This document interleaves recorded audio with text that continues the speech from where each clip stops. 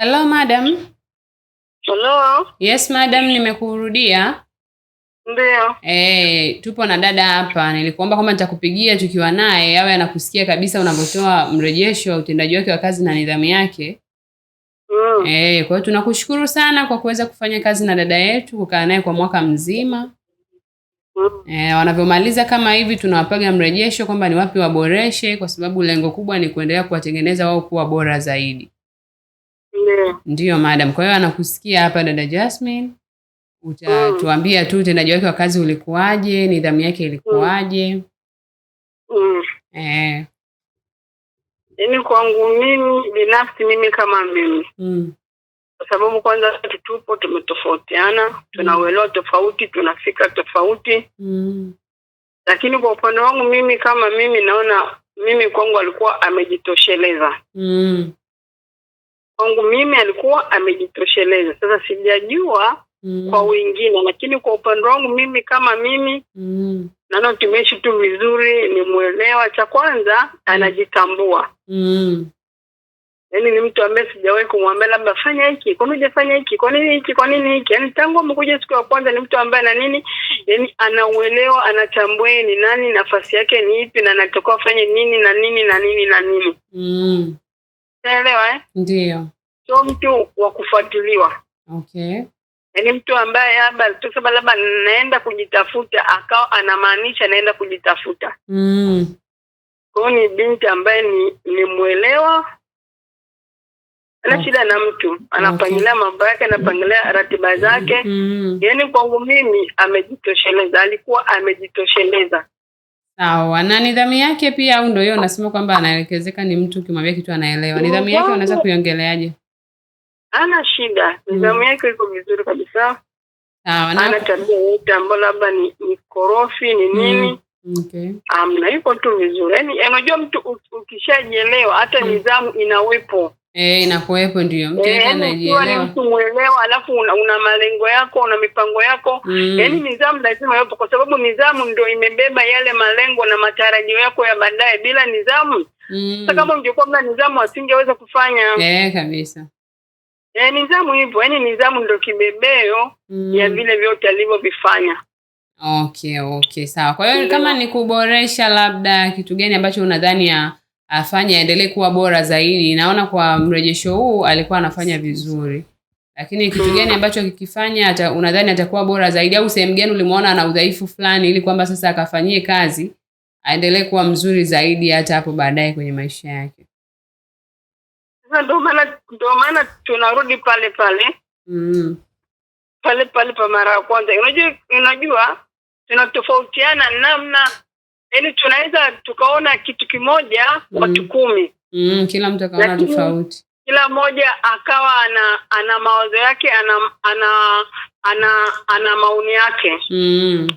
Labda yeye kama vya kuboresha, kama anataka labda kwenda kuboresha, mimi nimeona kwenye swala la usafi yuko vizuri. Kwenye swala la chakula pia yuko vizuri.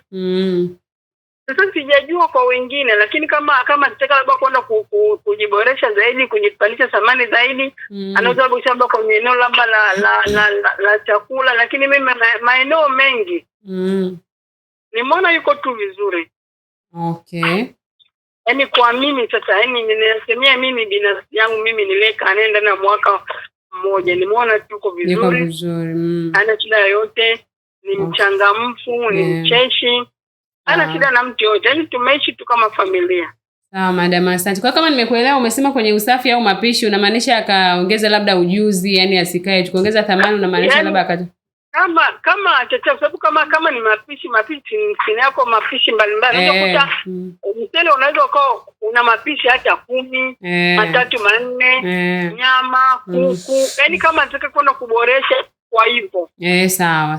Kwa hiyo ongeze tu ujuzi. Kwenye usafi mimi naona kwenye usafi alikuwa yuko vizuri kabisa. Sije kukuta nyumba yangu chafu, sije kukuta jiko langu chafu. Yaani hawezi kulala bila kusafisha jiko, bila kusafisha vyombo. Kwa hiyo sijawahi kukuta kabisa. Sije kukuta nyumba yangu chafu wala jiko langu chafu wala chochote. Yaani yeye mtu alikuwa ni mtu wa utaratibu, anapangilia vitu vyake, kila kitu kinakaa mahala pake. Ni mtu ambaye huwezi kumkuta hata anaangalia TV, labda jikoni ni kuchafu, labda vyombo ni vichafu, nje ni kuchafu. Yaani ni binti ambaye ukimkuta amekaa anaangalia TV, kila kitu chake kiko sawa. Nyumba yako ni safi, nje ni kusafi, jikoni ni kusafi, yaani kila kitu kimenyoka. Na sala kwenye upande wa kuandaa chakula pia ni mtu ambaye huwa alikuwa anajitahidi, yaani anaandaa mapema. Yaani kana kwamba unaweza kutaka hata saa 10 anataka anze kupika hata saa 10. Yaani mtu ambaye alikuwa anajali kazi yake zaidi. Okay. Kwanza kupika hata saa 10 atasema ngoja niingie kupika. Lakini unaweza kuta labda nimeshoto na mbona unao kupika mapema hivi, hata kama mzamba mara moja mimi labda labda niko nyumbani. Anakwambia mimi nataka tunao kupika nimalize mapema kwa sababu anawahi kupika mapema, anaandaa meza vizuri, anafanya usafi kwa nyumba, inalala safi. Yaani kila kitu kinakuwa kiko safi. Okay, sawa madam. Basi tunashukuru sana. Anasikia hizo feedback. Anaelewa ni muelewa pia. Tumwambie kitu anaelewa, tufanye hivi sawa, tunashauriana hiki na hiki. Hivyo. Kwa hiyo hamna shida yote, yani ni yeye mwenyewe sasa. Madam, basi tunashukuru sana. Amekusikia vizuri sana. Nadhani hata atakuwa anajisikia vizuri kupata huu mrejesho. Na kwa inavyoonekana ni mtu mzuri, hata kitu chake chochote atakachokifanya lazima kifanikiwe kwa comments hizi. Hata kwa sababu ana shida na mtu. Yaani ni mtu ambaye anatembea na utambuzi wake, apeleke na kitu chochote. Sawa madam, tunashukuru sana. Haya, asante. Haya, au Jasmine una chochote cha kusema? Haya, asante sana madam. Haya, asante.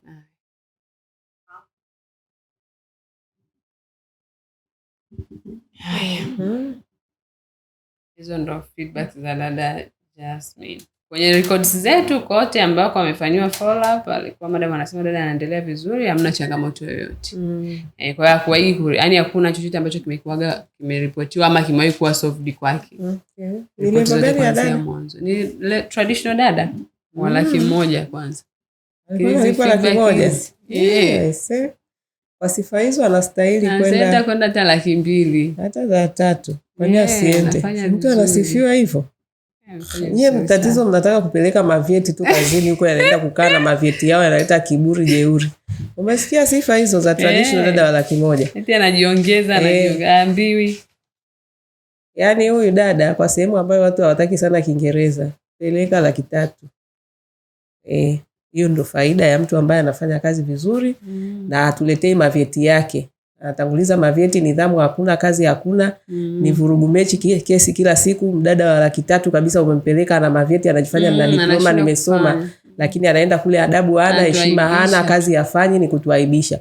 Bora hao watu ambao hawajaenda hizo shule zao lakini wana nidhamu na wanajua kazi. Na ndio maana mimi nawaambiaga vyeti ni takataka. Kama una cheti ambacho hakiwezi kumsaidia mtu. Umeona dada hana cheti, lakini sikiliza bosi wake alivyoongea. Amempa amani ya moyo. Kila kitu anakuambia, ukimkuta kwenye TV, kila kitu nyumba safi, chakula kimepikwa, meza imepangwa, kila kitu kizuri. Lakini kuna dude huko lina vyeti. Anakaa kwenye TV. Yuko kwenye TV, kazi hazijafanyika, akiongeleshwa ni kiburi, ni jeuri, ni kusonya, ni kumblock, kumblacklist bosi wake. Sasa hiyo usomi wako umekusaidia nini? Hii ndio nataka waone tofauti ya cheti nachosemaga na mtu aliyeelimika. Unaweza ukawa kwenda darasani kusoma lakini maisha yamekufundisha. Kwa sababu huyu aliyoyafanya sio kwamba ni kwamba ni mjinga. Hapana, ameelimika kwa namna yake. Inawezekana akwenda shule hizi za kawaida lakini maisha yamemfundisha. Anajua heshima, anajua nidhamu, na huyo bosi wake kasema vizuri kabisa, nidhamu ndio imekuwa kibebeo. Chayo mengine yote. Ina maana nidhamu yake ni ya hali ya juu, ndio maana hata akaweza kujitambua na kufanya vitu vizuri. Na hao ndio wadada tunaowataka hapa Wadada Center. Mimi nasemaga hata kama ni traditional lazima uje traditional unayejielewa. Kwa hiyo nataka hao wanaokuja na hao walioko hapa na waliopo kazini na wanaotaka kuja hapa wajue kabisa hichi ndio kipimo chetu. Yaani sifa za huyu dada ndio kipimo cha dada tunayemtaka hapa Wadada Center. Vinginevyo sisi hatuhitaji kabisa. Hatuhitaji mtu aje hapa atuletee drama zake, atuletee CV zake kubwa. Nimesoma. No. Watu hawataki visomo vyako vilete msaada kwenye nyumba ya mtu. Kama unasema umesoma basi wewe umeelimika, uwe na nidhamu na uweze kufanya uchapa kazi vizuri. Jasmine, ongea. Asante. Tupe siri ya mafanikio. Maana umesifiwa. Wadada wanapataga sifa lakini sio kama za kwako. Za kwako zimekuwa 100 kwa 100. Imekuwaje mwenzetu? Hebu wape sifa na wadada wenzio wajue mbinu ulizotumia. Ni kujituma tu na kujua mtu anataka nini. Anachokitaka yeye ndio unachokifanya kile kile. Anachokitaka ndio unachokifanya. Ambacho wadada wengi wanasema wanaona yani hiyo kama ni adhabu. Yani wadada kufanya anavyotaka bosi wake anaona shida sana. Yeye anataka afike ndani ya nyumba ya mtu afanye anavyotaka yeye. Lakini Jasmine anakuambia ni kujua mtu anachokitaka na kumpa kila anachotaka, ufanye kazi vile bosi wako anavyotaka. Aisee, hongera sana. Asante. Kwa hiyo una mipango gani? Mimi sasa hivi nilikuwa na mpango wa kwenda nyumbani kwanza. Nyumbani ni wapi? Morogoro. Kule na mtoto. Una mtoto? Okay, ulimwacha kwa nani? Kwa mamangu. Okay. Alafu mimi mwenyewe ninaumwa kwanza. Unaumwa nini? Na typhoid, malaria, na vidonda vya vinatoka. Umepima? Okay. Kwa hiyo uko kwenye dozi? Shaanza dawa? Maana mkataba wangu ulikuwa umesha tarehe 23. Kwa tarehe 24 unipigiwa simu ofisini, nikaambia nitakuja tarehe 25, lakini tarehe 25 ndo nikawa nimeamka naumwa. Okay. Kwa hiyo sikuweza kuja hapa. Kwa hiyo umeshaenda hospitali? Umeshapata dawa? Hospitali natumia dawa. Lini unaenda nyumbani Morogoro? Hata leo ikiwezekana, hata kesho. Kwa bosi wako ushaondoka au bado upo? Hapo ndo nilikuwa nataka nikwambie, huyu alikuwa na dalili zote za kutaka kuendelea na bosi nadhani. Alafu pia kwa sifa hizo, kwa sababu mimi nilipompigia simu waga ikifika renew date, bosi wake nishamkumbusha muda mrefu sana, wiki 8 kabla, kwamba madam mkataba unaisha na wewe dada pia anaendelea naye vizuri, anafanya naye vizuri sana kuanzia mwanzo kama feedback zake zinazosema. Nikamwambia kama mtataka kuendelea utarenew tu contract, alafu utaendelea na dada. Tena nilimwambia before hatujaanza bei mpya. Yaani ile tulikuwa tunatoa ile mwezi mmoja announcement kwa wateja wetu, nilimwambia na yeye. Nikamwambia madam tutakuwa na mabadiliko, kwa kama unapanga kurenew bora urenew mapema hata ukapata manufaiko ya hii gharama kabla haijabadilika. Akasema najifikiria nitakujibu. Akakaa baadaye mpaka gharama zikabadilika, nikamwambia pia madam mkataba unaisha, huyo dada atatakiwa kuondoka hata kama sio huyo, lakini kama unaendelea kupatiwa huduma basi ufanye malipo mapema, baadaye usije ukatakiwa kulipia express au premium. Wakaendelea mpaka mwishoni ndo nikampigia Jasmine. Habari unaendeleaje? Una mpango wa kuendelea na kazi? Akasema namaliza mkataba lakini nitaenda nyumbani kupumzika. Nikamwambia sawa, nikamwambia madam kwa wewe vipi kuhusu? Akasema sasa hivi naona mambo yangu ya kiuchumi hayajakaa vizuri. Kwa hiyo nita stop kwa muda bosi. Okay. Haya, ikafika siku ya kurenew contract. Sisi ikifika lazima kabisa tuambie bosi dada amaliza mkataba inabidi aje kituoni kuripoti kufanya shughuli zake, hata kama aendelee lakini aruhusiwi kuendelea kukaa kwako bila mkataba. Na mkifanya hivyo maana yake mmevunja taratibu zetu. Kwa hiyo ambazo wengine huwa hata hawajali. Yes. Kwa hiyo huyu nikamrudia ndo akasema kwamba tarehe 24 akaniambia kwamba nitakuja kesho, ambaye ni kesho yake. Sasa kesho yake tarehe 25 pia ndo akuja. Jana nikampigia tena, vipi mbona tulikubaliana kwamba utakuja kwa ajili ya kuja kufanya content na kufanya issues zingine. Hivi kwani nilikumbuka kama niliwaambia nakuja. Wewe unatakiwa nikiondoka nifanye, nikamwambia unatakiwa uondoke hapo kwa bosi wako na vitu vyako vyote. Kwa sababu hizo dalili zake kona tu zilikuwa zimeshaanza kwenye kama vile tayari hapo kwa bosi wako. Kwa hiyo lazima niondoke. Subiri tutakupa nafasi uongee. Kwani lazima niondoke na nani? Kwani lazima niondoke na mabegi yangu? Nikamwambia ndio, sasa tuache mabegi yako kwa bosi wako wakati umeshamaliza mkataba. Lazima unapokuja hapa unakuja umejitosheleza, hata kama unaenda kupumzika, utaenda kupumzika, ukitaka kurudi utarudi. Haya sawa madam, nimekuelewa. Sawa. Leo akaja bila mabegi. Nikampokea mimi, nikaanza kuprocess zangu dhamana kama kawaida. Nikamwambia nikakuangalia sasa dhamana, baadaye ukitoka kwenye content tu unaondoka. Tukakaa hapo tunaangalia dhamana zake tukazipata. Haya, vipi mbona sasa uje na mabegi bado yako kwa nani, kwa madam? Hamna, mimi mabegi yangu nilivyoona umeniambia kwamba sio nimeniambia, akasema niliona kwamba mnanilazimisha sana niondoke pale kwa bosi wangu. Kwa hiyo mimi nikachukua mabegi yangu nimeyapeleka kwa kwanza. Nikamwambia wewe unaona unavyoongea, aliongea vibaya kweli, hata wale kuepo ofisini wote wakawa wamemshangaa kwamba wewe yani ndio unaongea. Akasema nilivyoona mnanilazimisha sana kuondoka kwa bosi wangu, ndio maana nikachukua mabegi kwa nimepeleka. Wewe ndio bosi wake. Nikapeleka hatuna nimepeleka Kawe, si unaenda Kawe? nimepeleka kawe kwa mama yangu mkubwa. Nikamwambia kawe kwa mama yako, unatuona sisi wote hapa hatuna akili. Yaani kwamba uchukue mabegi hayo umepeleka kawe kwa mama yako mkubwa. Yaani hizo alafu wako hapa Tegeta. Hapa Tegeta hii. Kiasi kwamba huyu angeweza kabisa tu kusema na kuja zangu hapa ndo niondoke moja kwa moja. Nikamwambia wewe, alafu hata the way ambavyo unaongea ni kwa sababu akasema basi kama nimeongea tu vibaya. Sema nikamwambia nyinyi mnapokuja hapa kuomba kazi ya Mungu hivi kwa kweli. Alafu leo unavyojibu wanyenyekevu, ila tukishawatambulisha kwa mabosi wao ndio inakuwa sasa sisi tunakuwa maadui, sisi tunakuwa ndio tunawalazimisha. Hata hapa namuona amekaa mdogo, labda kwa sababu pia amepata hizo feedback na kumwambia kwamba ni mdada anayetakiwa kulipwa mshahara mkubwa, labda anaweza akabadilisha hayo mawazo. Lakini kwangu mimi nikiulizwa kwa sababu ambavyo leo alireact hapa huyu dada, vitu vyake viko kwa boss, tena akaanza kuniambia au basi twendeni tukaangalie, basi twende tukaangalie. Kama ni kwa sisi tunatuona hapa kazi hatuna, tutoke tena na wewe hapa twende kwa kila mdada tu tunaenda kuangalia kama vitu vyake vimeondolewa kwa boss au havijaondolewa. Yani lakini akasema nilivyoona mnanilazimisha sana kuondoka kwa bosi. Nikamwambia hujalazimishwa my best. Umemaliza mkataba, huo ni utaratibu. Lazima nipige simu kwa bosi, lazima nikupigie simu kwamba umemaliza mkataba. Na unatakiwa ndio uondoke kwa bosi wako kama mkataba umeisha. Kwa hiyo Jasmine unataka kusemaje? Maana nimekustopisha. Madam, kwanza naomba samani kama nilimkwaza. Kama wewe uone kama ulimkwaza. Wewe hivyo ndio namna ulivyokuja kuomba kazi ndio ulivyoongea na sisi tukakupokea. Nisamee, maana sometimes na Kiswahili pia sijui tuseme kinakuwa kigumu kwa muda mwingine, unaweza kaongea kama umemkosea mtu. Siku alionipigia simu ile mara ya kwanza nikamwambia nitakuja Jumatano yake. Jumatano kweli sikuja. Lakini hiyo siku pia kwa sababu mimi ndo mwaka wangu wa kwanza, nilikuwa sijajua vitu vizuri, umeona? Yaani kama vile nikitaka kutoka pale na kuaje ni utaratibu upoje. Wewe mkataba wetu una. Umeona? Mkataba wetu una na bosi wako amekuwa akipigiwa simu kuhusu utaratibu wa mkataba unaisha, anatakiwa kurenew. Nafahamu, hilo nalifahamu. Na sasa mbona unasema ulikuwa hujui vitu vizuri? Kuhusu swala la kuja hapa leo nilikuwa nalifahamu. Umeona? Hata kuhusu kumaliza mkataba kwamba bosi wako akitaka kuendelea na wewe anatakiwa kurenew mkataba. Ndio utaratibu wa ofisi yetu. Nafahamu madam. Ndio maana nilitoa taarifa kabisa nikasema kwamba mimi nafanya nini? Nilikuwa naumwa na yule hakuwa na shida. Mimi nilikuwa nimelala tu. Sifanye kazi yoyote ile. Akaniambia tu vizuri, utakapojisikia vizuri fanya nini?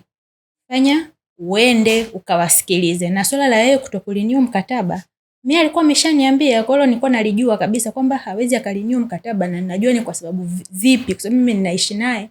Kuna baadhi ya changamoto nazijua. Umeona? Za kifamilia. Wewe kuhusu nini? Wewe sisi unatusikiliza sisi. Tuliokupeleka kazini. Na wewe kazini pale kazi yako ni kufanya kazi kwa bosi wako kama ulivyofanya na sifa ulizopokea, lakini mkataba ukiisha unatusikiliza sisi tuliokupeleka pale. Sio kwa bosi wako ulienda kutambulishwa na sisi. Sisi tukikwambia umemaliza mkataba rudi ofisini. Kama unahitaji kuendelea na kazi tutakupangia sehemu nyingine. Kwa nini uanze kujifanya wewe unamjua zaidi huyo bosi wako kuliko kituo ambacho wewe kilikupangia kazi pale? Wewe unaona hicho kitu ni sawa? Yaani wewe sasa hivi sisi tumekuwa ndio wako, sisi ndio tumekuwa maadui sasa. Maana unavyoact ni kama vile sisi ndio tunakulazimisha kukutoa kituo chako cha kazi. Hapana. Hapo. Samahani, ile mimi nilisi ni ugonjwa tu ulioingilia ndio kusababisha yote. Wala nisingekuwa naumwa. Siku ile nilomaliza mkataba ningelikuwa nishafika. Wewe uko hapa Tegeta, sisi tuko Tegeta. Kama ulikuwa unaumwa usingekuja hapa kituoni. Kwani ulisema mimi jamani naumwa nakuja hapa na mabegi yangu tukakukatalia? Na hata kuumwa mimi ndio nilikuwa nje nawe ndio ulinipigia simu. Mimi mwenyewe ndio nimekupigia. Wewe nikwambie kitu Jasmine, hakuna haja ya kukatakata kona. Kuna wadada ambao hawana maadili. Kwenye maadili unajua ni nini? Tunapozungumzia uaminifu, sio tu huo bosi wako aliongelea. Ni uaminifu kwa Mungu wako na kwa watu wote wanaokusaidia. Sisi tumekusaidia kukupa kazi, si ndio? Kwa hiyo huo uaminifu ulioonyesha kwa bosi wako unatakiwa pia uonyeshe kwenye hichi kituo. Na sio kwenye hichi kituo tu. Kwa mtu yote utakayekutana naye kwenye maisha yako, Biblia inatuambia chochote ambacho ungependa kufanyiwa, wafanyie nani? Wafanyie wenzako. Kwa hiyo huwezi kujifanya unamfanyia wema bosi wako kwa sababu labda mmepanga mipango ya kuendelea, lakini sisi unaanza kutuletea ujeuri na kutuonyesha kwamba hicho kitu inawezekana hata sifa ulizopewa hapa pengine ni kwa sababu kuna hiyo mipango inayoendelea nyuma ya pazia. Nikamwambiaje huyu, wewe umepanga kuendelea na bosi wako? Nikamwambia kabisa wazingaambia dada kama wewe tulishakutana nao wengi. Sio kwamba wewe ni mgeni. Akanijibu kabisa akaniambia acha kama hiyo mipango ipo basi ni ya baadaye, mimi nitaenda kwanza kupumzika. Nikamwambia kumbe hiyo mipango iko kabisa lakini ni ya baadaye. Akasema labda kama hiyo mipango ni ya baadaye. Huyu hapa akata. Hiyo tabia sio nzuri. Mimi nilijibu hivyo labda kwa bila sababu kwa baadaye kwa mimi siwezi jua. Kwani kwa baadaye anaweza kukaa nisubiria mimi mpaka nitakaporudi. Na kwa nini akusubirie kituo kilichokupa kazi ni hiki? Kwa baadaye unataka kurudi kazini, unakuja Wadada Center, sisi ndio tutakao kupeleka kazini. Sio pale tulipokupeleka. Hiyo ni tabia mbaya, na nawaambia kabisa hiyo ni laana mnatafuta, kwa sababu unapomtendea mtu jambo ambalo hutaki kutendewa, unatengeneza mazingira ya laana. Jasmine, utajikuta unazunguka, kumbe ni wewe mwenyewe unajizungusha na laana zako. Kwa sababu gani? Kuna baraka za watu wengine unazuia. Kwa sababu yule bosi akilipa hapa, sisi ndio tunaweza. Nyewe mnakuja hapa, mnakula, mnalala, tunawafanyia training. Kuna anayelipa hata sumni?